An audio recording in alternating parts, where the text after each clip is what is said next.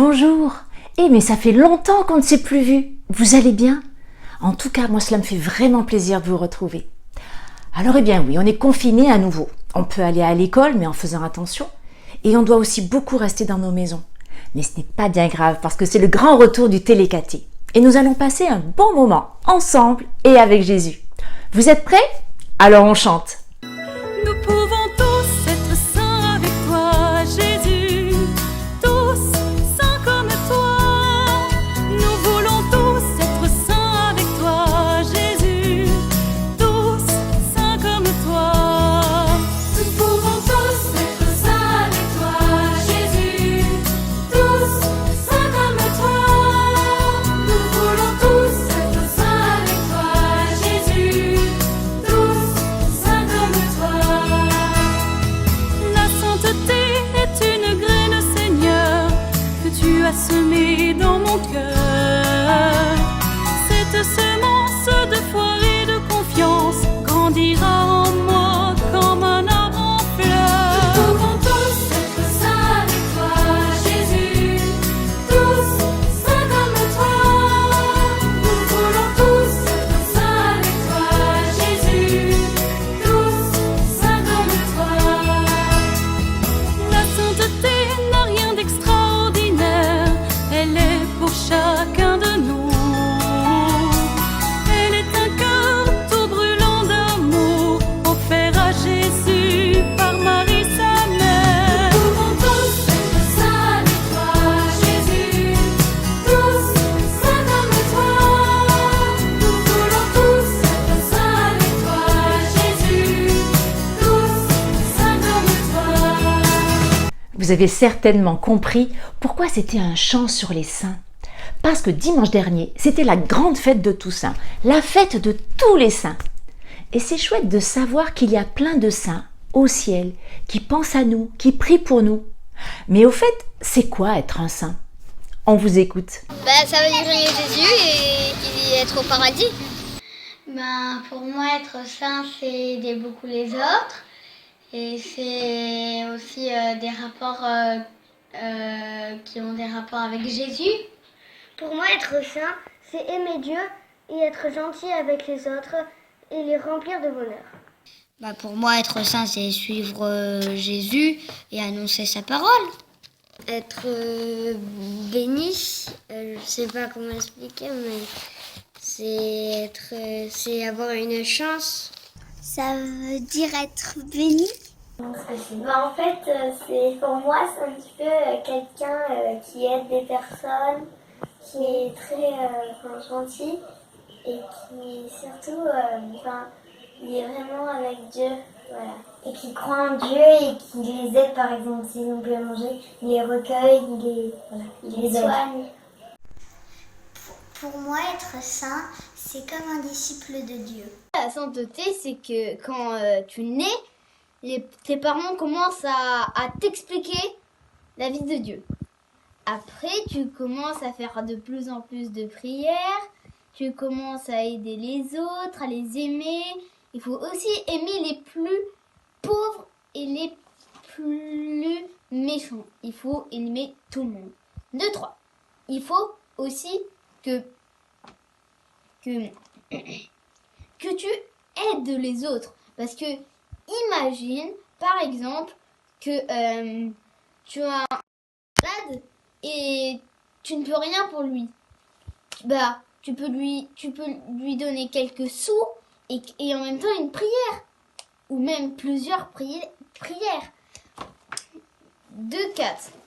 Après, il nous faudrait que tu sois gentil. Il faut que tu sois poli. Il faut que tu sois tous avec que de la gentillesse pour que tu sois saint. Comme Jésus. Exemple, Mère Teresa, en Inde, elle a recueilli tous les enfants et elle a construit un orphelinat pour aider ces enfants pauvres. Et voilà. D'écouter Dieu. me consacrer à aider les gens et me consacrer aussi à écouter Dieu. Pour moi, être saint, c'est être ami de Jésus. Être Jésus.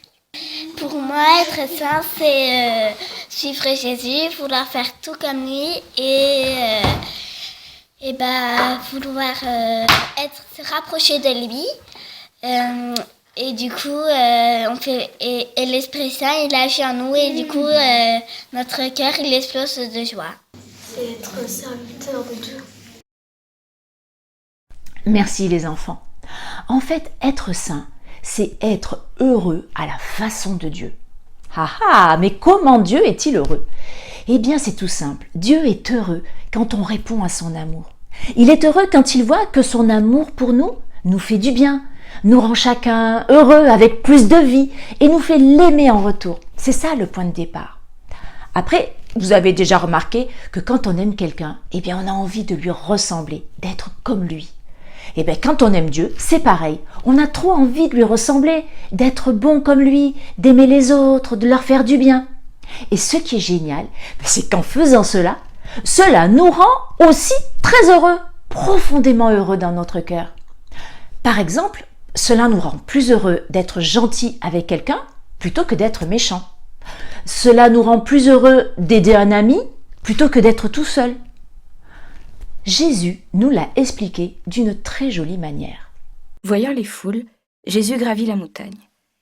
Il s'assoit et ses disciples s'approchent de lui. Alors, ouvrant la bouche, Jésus les enseigne et dit : Heureux les pauvres de cœur, car le royaume des cieux est à eux. Heureux ceux qui pleurent, car ils seront consolés. Heureux les doux, car ils recevront la terre en héritage. Heureux ceux qui ont faim et soif de la justice, car ils seront rassasiés. Heureux les miséricordieux, car ils obtiendront miséricorde. Heureux les cœurs purs, car ils verront Dieu. Heureux les artisans de paix, car ils seront appelés fils de Dieu.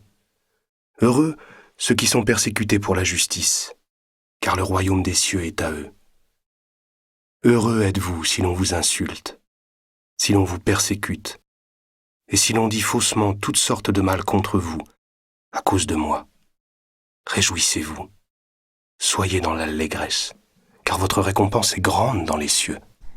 Ça donne envie, pas vrai? Moi, celle qui m'attire, c'est heureux les cœurs purs, car ils verront Dieu. J'ai trop envie de voir vraiment Dieu plus tard. Et vous, c'est laquelle? Mais bon, dit comme ça, cela paraît facile et difficile. C'est facile parce que quand on est baptisé, eh bien on est déjà équipé avec l'Esprit Saint pour y arriver. On est déjà saint, mais il faut encore le devenir un peu. Et c'est difficile parce que c'est souvent difficile de suivre Jésus. Et on ne sait pas toujours comment bien faire. Mais heureusement, on a des amis pour nous aider.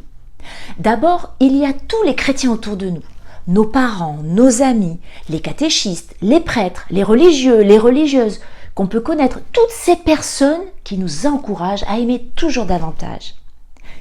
Et il y a aussi toutes les personnes qui sont au ciel aujourd'hui et qui ont beaucoup aimé quand elles étaient sur terre. Maintenant que ces personnes sont près de Dieu, elles peuvent encore plus nous aider quand on prie ou quand on doit agir pour le bien. Mais oui, les saints qui sont déjà au ciel prient pour nous. On peut y penser parfois, et les remercier d'ailleurs. Souvent, nous portons le prénom d'un saint. Et si on cherchait son histoire? Et si on le priait parfois? Alors à la messe aussi, on prie et on chante avec les saints et avec les anges. Le père Bernard nous explique.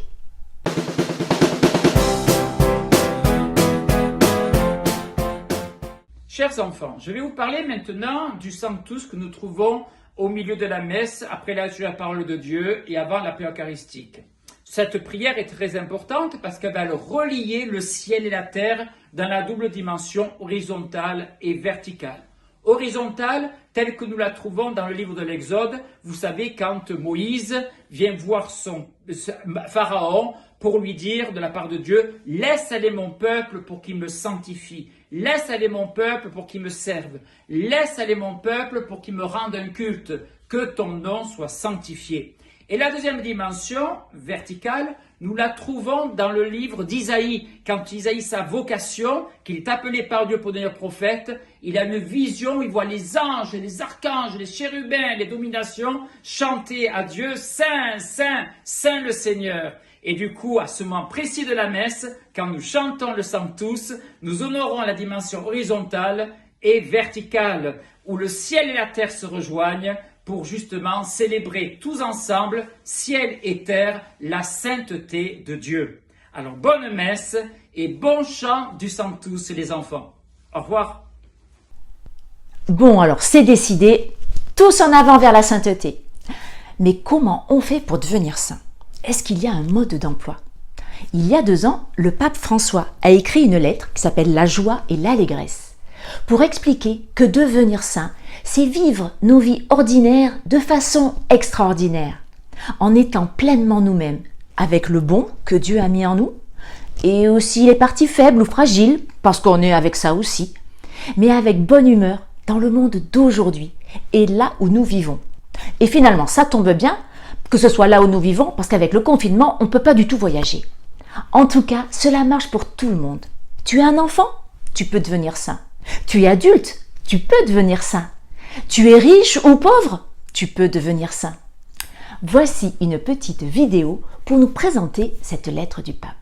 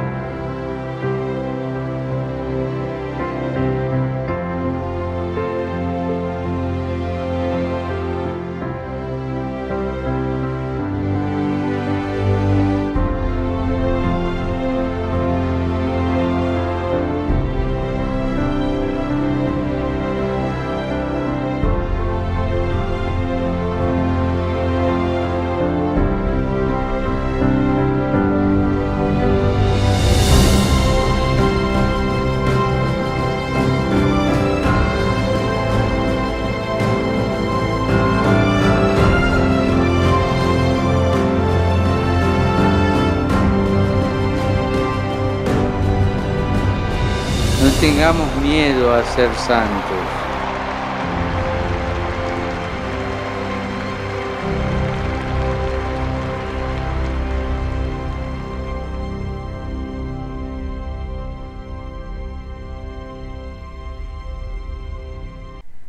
À chacun de trouver comment il va pouvoir vivre simplement une vie vraiment vivante.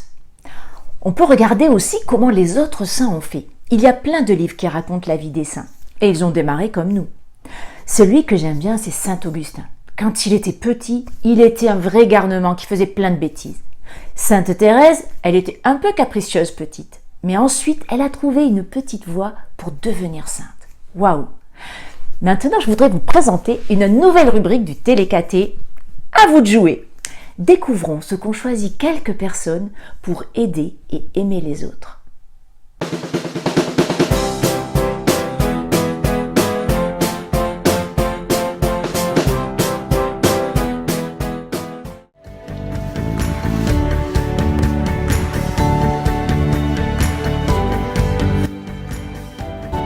Tous les semaines, je viens chercher mon repas et je suis content. C'est pour éviter que les gens qui mangent dans les poubelles, qui mangent de la cochonnerie et qui tombent malades. Moi, je sens une chaleur humaine, une humanité qui, moi, personnellement, en ce moment dans ma vie, me fait beaucoup de bien. Et je pense que pour les autres, c'est aussi ça. Il y a beaucoup de chaleur, je trouve. Un sentiment on se retrouve tous.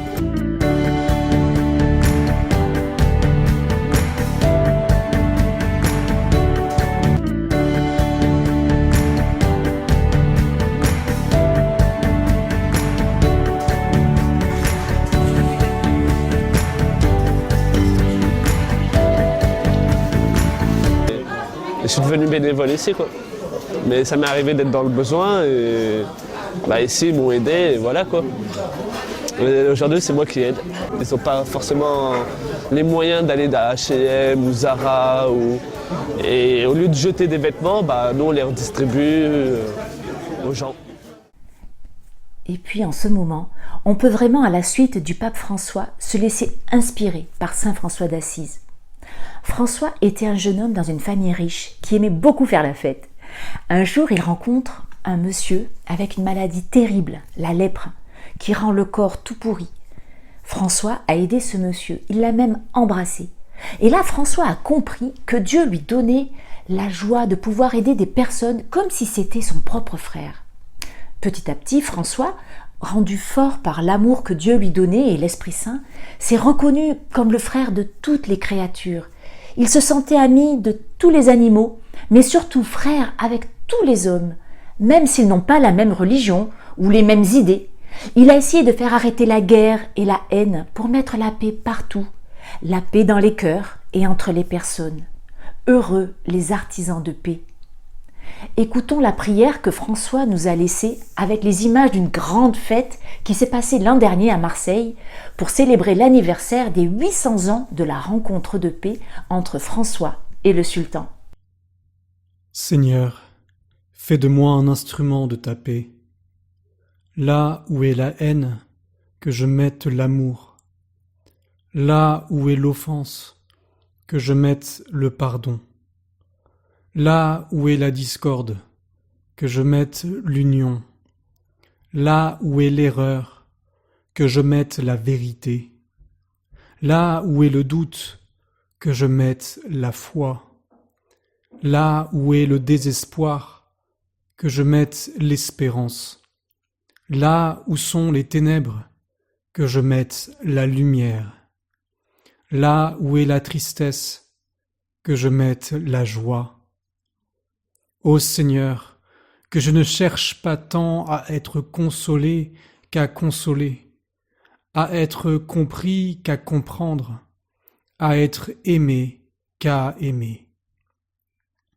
Car c'est en donnant qu'on reçoit, c'est en s'oubliant qu'on se retrouve, c'est en pardonnant qu'on est pardonné, c'est en mourant qu'on ressuscite à l'éternelle vie. Amen. Et toi, il y a un endroit où tu peux aider Dieu à mettre la paix? Veux-tu qu'on prie ensemble pour trouver où chacun peut mettre la paix? Au nom du Père et du Fils et du Saint-Esprit. Amen.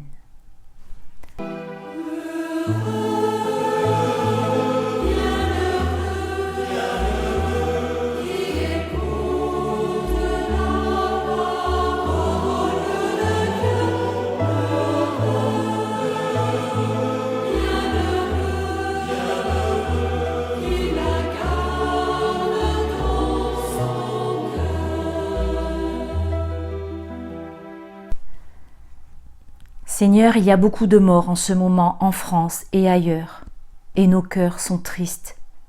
Certaines personnes sont très en colère et voudraient se venger. Apprends-nous à avoir un cœur plus large, à nous défendre sans faire de mal aux autres, à établir de bonnes relations entre nous. Heureux les miséricordieux, ils obtiendront miséricorde.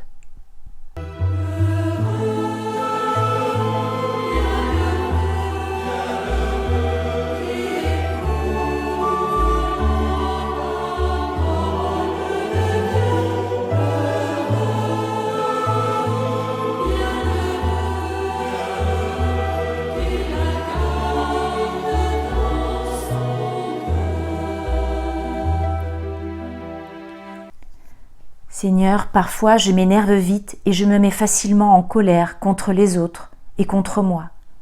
Apprends-moi à être plus patient et plus attentif aux autres. Heureux les doux, car ils recevront la terre en héritage.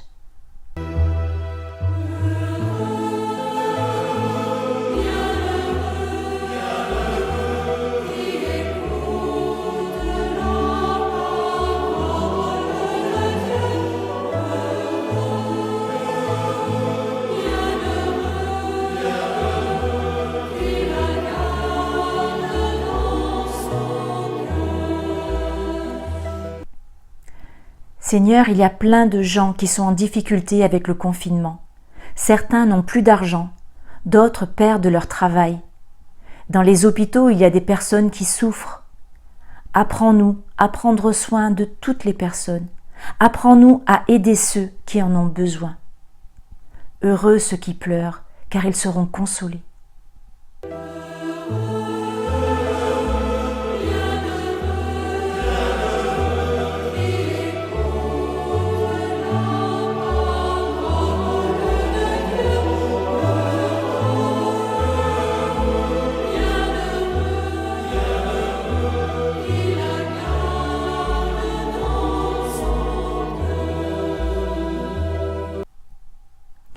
Seigneur, ce n'est pas facile de diriger un pays. Prépare le cœur de tous ceux qui ont à prendre des décisions importantes pour nous, pour que la vie soit plus juste. Heureux ceux qui ont faim et soif de justice, car ils seront rassasiés.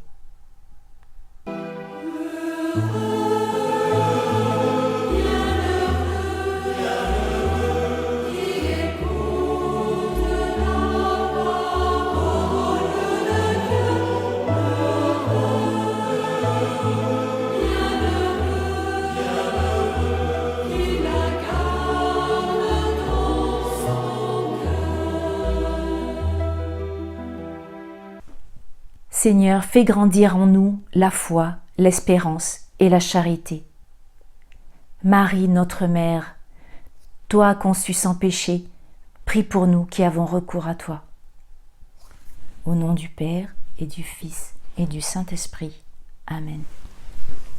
Voilà, les amis, ce télécaté se termine. N'oubliez pas de trouver ce petit plus qui mettra du bon peps dans votre vie. Et pourquoi pas trouver quelque chose à faire en famille. Waouh, ça c'est du défi.